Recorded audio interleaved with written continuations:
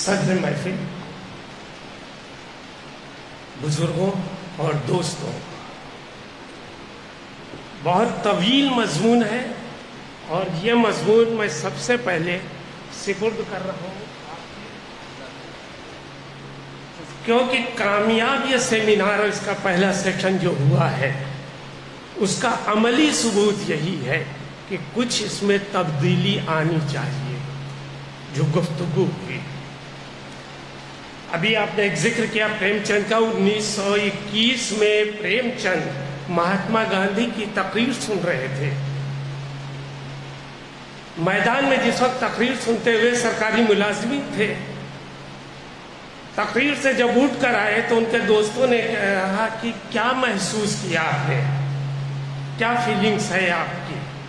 پریم چند نے کہا میں آج ابھی اسی وقت سرکاری ملازمت سے استعفیٰ دیتا ہوں، اور پریم چند نے استعفیٰ دے دیا، عملی ثبوت دیا۔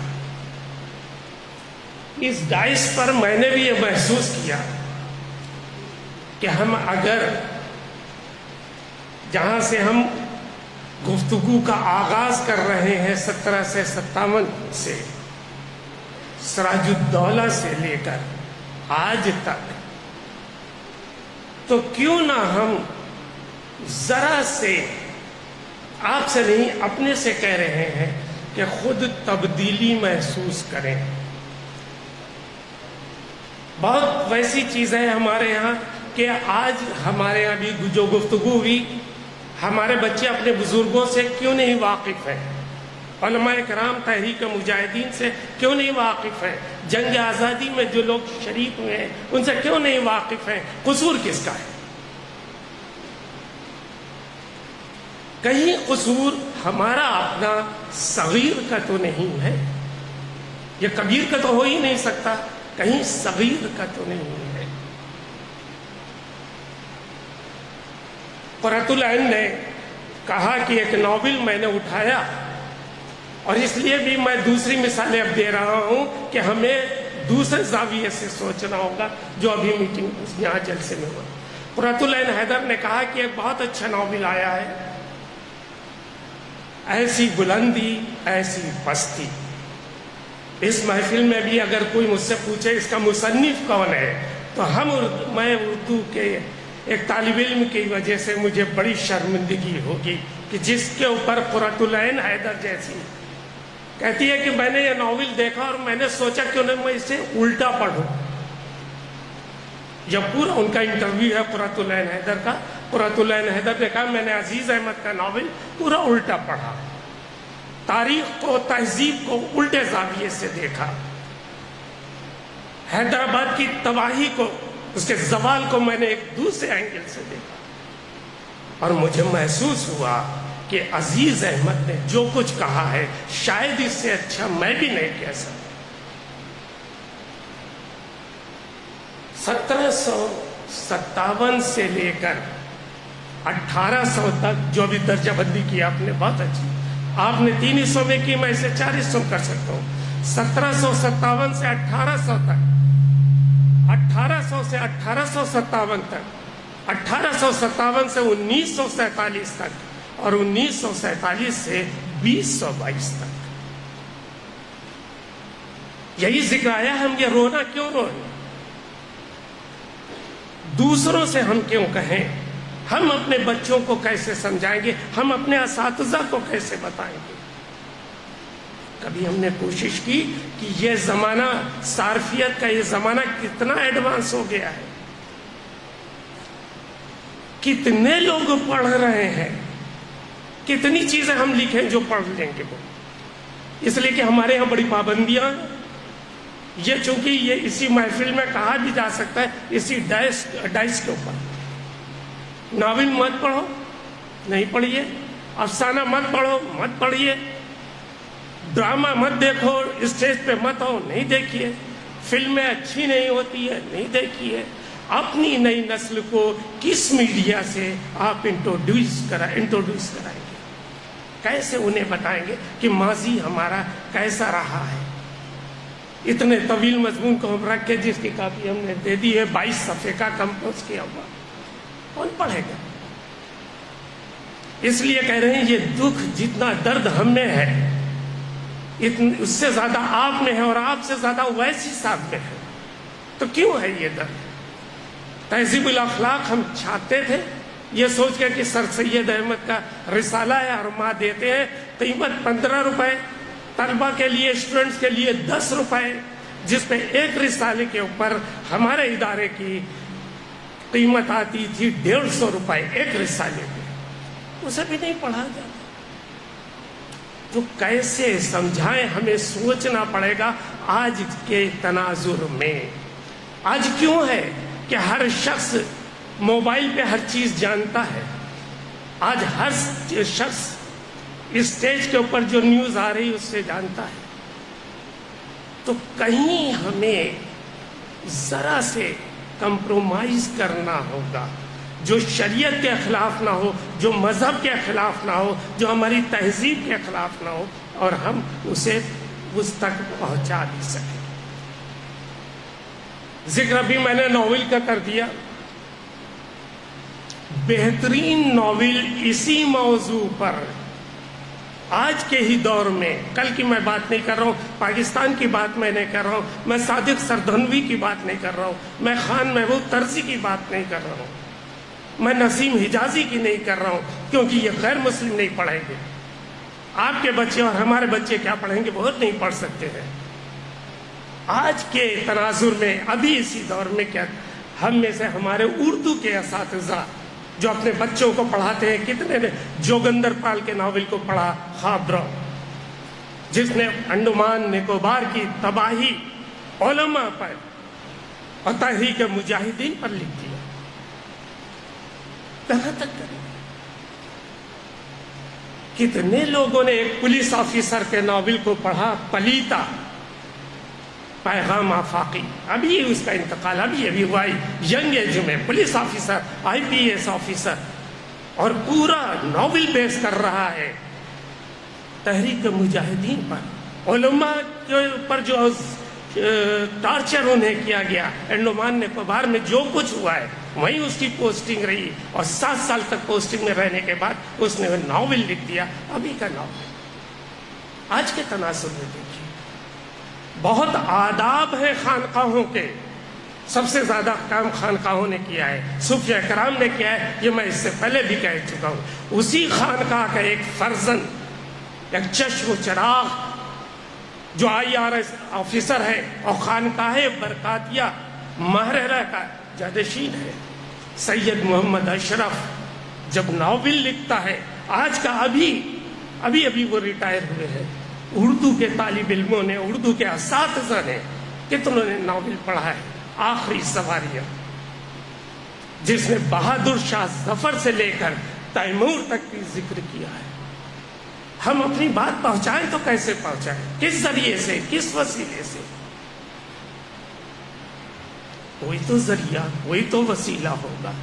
بڑی بات تھی، ابھی ذکر آیا، بہت اچھا، عرب اور ہند کے تعلقات کو لکھنے کے لیے سید سلیمان ندوی نے زاویہ بدلا ہے۔ ہمارے علماء کو بھی بدلنا ہوگا۔ خود تو چھوٹ دے دیجئے، کل چھوٹ اگر دے دی جاتی تو جیسے میں نے ذکر کیا پریم چند، جس کی کہانی میں نے آپ کو عیدگاہ پہ سنائی، جب وہ ڈرامہ لکھ رہا ہے کربلا، تو کیوں اعتراض ہوا؟ زمانہ بدلا تو سب معلوم ہو گیا۔ قرۃ العین حیدر نے جب اگر لکھ دیا کوہ دماوند میں، تو ہمیں معلوم ہو گیا کہ ایران میں اسٹیج پر بھی یہ ہوتا ہے، لیکن یہاں پہ ہم اسٹیج نہیں جان سکتے۔ یہ نہیں کرو، یہ نہیں کرو، یہ نہیں کرو، کب تک نہیں کرو؟ ہم نے اپنی نئی نسل کو کچھ کیا حشر، باقی چیزوں کو تو چھوڑ دیجئے، مدرسوں کا حل دیکھ لیجیے۔ حکومت ہند کی طرف سے آبزرور کی حیثیت سے 4 سال تک میں پورے ملک کے مدرسوں میں جاتا رہا، اور پھر میں نے اسی ملک کے ایک شخص نے جس کا نام ارجن سنگھ ہے، اس نے ہمارے لیے 3 بڑے اسٹیج دے دیے کہ آپ اپنے مدرسے کے جتنے بھی اساتذہ ہیں انہیں ٹرینڈ کر دیجئے، ایک حیدرآباد میں، ایک دہلی میں، ایک علی گڑھ میں، پورے ملک کے لیے۔ کتنے اساتذہ، مدرسے کے اساتذہ کو ہم نے ٹرینڈ کر دیا، جن کو حکومت پیسے دے رہی، جن کے اخراجات دے رہی۔ کاش ہم نے انہیں ٹرینڈ کر دیا ہوتا تو آج جو سچویشن میں نے ابھی ذکر کیا ہے کہ آپ بہت ایسی جگہ بیٹھے ہیں جہاں فلم بنتی ہے اور نعرہ لگا دیا جاتا ہے ابھی ٹائیگر زندہ ہے۔ میں نام نہیں لوں گا، اور زیادہ لوں گا تو پتہ نہیں علی گڑھ تک پہنچتے پہنچتے کیا ہو جائے، پھر میرا وطن اودھ میں ہے، وہاں تک پہنچتے پہنچتے کیا ہو جائے۔ اس لیے کہ اب یہ بھی کہہ دیا گیا ہے کہ ریٹائر ہو گئے ہو تو پینشن بند کر دی جائے گی۔ کتنے دروازے بند کرو گے؟ لیکن ہم بھی چاہتے ہیں، جنگ آزادی میں یہی کچھ چشم کشا حقائق ہے کہ ہم کم از کم، جیسے ابھی ہمارے تمام ساتھیوں نے کہا کہ کم از کم ہم اپنے دائرے کو بڑھاتے چلے جائیں۔ اس دائرے کو لکھنے کے لیے کیا خواجہ معین الدین چشتی نے راجستھان جیسے، جہاں آپ کہہ رہے ہیں راجستھان سے ہم یہ کریں گے، راجستھان میں آ کے کہا تھا سب مسلمان ہو جاؤ؟ سر سید نے اگر 1857 کے بعد سوچ سمجھ کر کہ ہمارے ہزاروں علماء نے، ہمارے تمام صوفیوں نے، ہمارے بزرگوں نے اپنی جانیں قربان کر دی ہے، تو ہمیں اپنا زاویہ بدلنا ہے، عملی نظریہ بدلنا ہے۔ ہم نے کتنے اس طرح کے ادارے بنائے جو ریزیڈینشل ہوں، جہاں تعلیم کے ساتھ تربیت بھی ہم دے سکیں۔ اور یہ سب سے بڑا ایشو ہمارے درمیان، مسلمانوں کے درمیان تربیت کا ہے۔ ہمیں اپنے بچے کو غصے سے نہیں، ہمیں اپنے پڑوسی کو غصے سے نہیں، اس کے سامنے آہستہ آہستہ حقائق رکھتے ہوئے، کل کے نہیں، میں تو آج کے کہہ رہا ہوں، آج کے حقائق اپنی عملی زندگی سے ان کے سامنے رکھنے اور ان ذرائعوں کو استعمال کر لیں کہ کیا ہم جہاں رہتے ہیں، جس بستی میں رہتے ہیں، اور جو ہمارے اختیار میں مدرسے، اسکول، ٹریننگ سینٹر وغیرہ ہیں، کبھی وہاں اس سے متعلق اگر ان شخصیات کے یوم ولادت، یوم وفات ہو تو ایسا جشن منائے کہ جس میں دوسرے بھی شریک ہوں۔ وہ میسج ہم اس طرح لیٹسٹ میڈیا کے ذریعے، جدید میڈیا کے ذریعے اس طرح سے پہنچا سکیں کہ وہ ایک پہلو ہو، پیغام نہ دیں، ایک پہلو ہو کہ یہ ایک شخص تھا جس نے وطن کے لیے یہ قربانی پیش کر دی، یہ فیلنگ اس کی خود ہو، یہ وہ طالب علم اپنے آپ کو سمجھ جائے کہ اچھا میرے گاؤں میں، میری بستی میں، میرے شہر میں، میرے صوبے میں ایسے لوگ بھی تھے، اور ابھی چراغ تلے اندھیرا، اب یہ محاورہ بدل چکا، اب تو چراغ تلے ہی روشنی ہوتی ہے، چراغ کے اوپر اندھیرا ہوتا ہے، جو بھی بلب جلتا ہے روشنی نیچے ہوتی ہے، تو کوئی زاویہ نہیں بدل۔ ہمیں دیکھنا ہے، سہارا لینا ہے کہ الیکٹرانک میڈیا اور پرنٹ میڈیا کس طرح سے آج ڈومینیٹ ہوتا چلا جا رہا ہے، اور ہمارے لیے ایک خاص طبقے کے لیے ایک خاص فرقہ کیا زہر اگلا ہے۔ ہم اس کا مدلل جواب نہ دیں، ہم تو اس کے سامنے ایک بڑی لکیر کھینچتے چلے جائیں کہ دیکھیے ایسے بھی اس شہر میں تھے، اس بستی میں لوگ تھے جو یہ چیزیں پیش کر رہے تھے۔ وہ میڈیا ہر شخص اپنے گھر میں جب دیکھ رہا ہے تو ہم اسے کسی طرح سے سیریل کے ذریعے، کسی اور وسیلے سے اسے پیش کر سکیں۔ کیا ایسی ہمارے اندر ہمت ہے کہ ہم ان موضوعات کے اوپر فائننس کر سکیں کہ کوئی ڈاکومنٹری فلم بن سکے اور اس ڈاکومنٹری فلم میں ہم اسے دکھا سکیں کہ دیکھیے ہم 47 کے بعد کیا ہوا ہے اور 47 سے پہلے کیا ہوا ہے. بہت آگے ہم جائیں گے تو ابھی وہ شاید وہ کہیں 47 کے بعد دیکھ لیجئے. کون جانتا ہے مولانا حسرت موہانی؟ اردو ادب کا طالب علم پڑھتا اور پڑھاتا. اچھا وہ حسرت موہانی جو حیدرآباد آئے تھے اور جنہوں نے فحاشی کی حمایت کی تھی وہ ہے. لیکن وہ کسی طرح سے اس کے علم میں آئے کہ مولانا حسرت موہانی یہ وہ ہیں. جب 54 میں ان کا انتقال ہو رہا ہے تو اس ملک کا پرائم منسٹر پنڈت جواہر لال نہرو کھڑے ہو کے کہہ رہے ہیں کہ آج پورا ملک حسرت موہانی کا مقروض ہے. یہ میسج ہے. تو پھر معلوم ہو کہ وہ مقروض کس طرح سے ہے. ملک کیا کیا حسرت موہانی نے؟ کبھی بھی حکومت کی جانب سے کوئی ایک پیسہ نہیں لیا. ایم پی کے حیثیت سے، ایم ایل اے کی حیثیت سے بھیم راؤ امبیڈکر کے ساتھ بیٹھ کے مجلس قانون ساز کے بناتے ہوئے کوئی پیسہ نہیں لیا. تو وہ شخص ہے.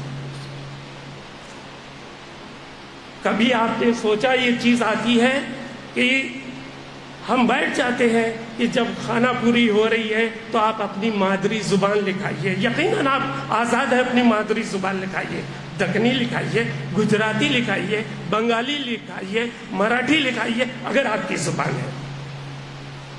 اگر آپ کی زبان نہیں ہے تو آپ لکھا رہے ہیں عربی. میں مثالیں دے سکتا ہوں. آپ لکھ رہے ہیں فارسی.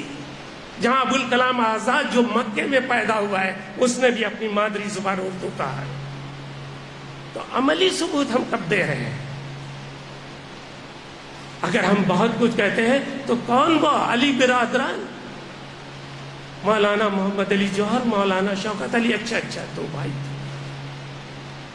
کبھی ہم انقلاب کے یہاں پہ نمائندے بیٹھے ہوئے ہیں، کچھ لوگوں نے اگر اس کے حمایت میں کہا کہ ان برادران نے کیا کیا، ان کی خدمات کیا ہیں، ان کی ماں نے کس طرح سے پرورش کی ہے، اور کیوں امت، کیوں قوم ان دونوں کی ماں کو بھی اماں کہتی ہے. یہ جب ہمارا بچہ پڑھے گا، جانے گا تو ان کی خدمات کو جان سکے گا. آج کے دور میں یہ سب 47 کے بعد سے کون کہے گا اقبال سہیل؟ کون جب ہم لکھیں کہ نہیں یہ اقبال سہیل اعظم گڑھ کے تھے تو تمام اعظم گڑھ کے لوگ اکٹھا ہو جائیں کہ اچھا ہمارے شہر کا اقبال سہیل تھا.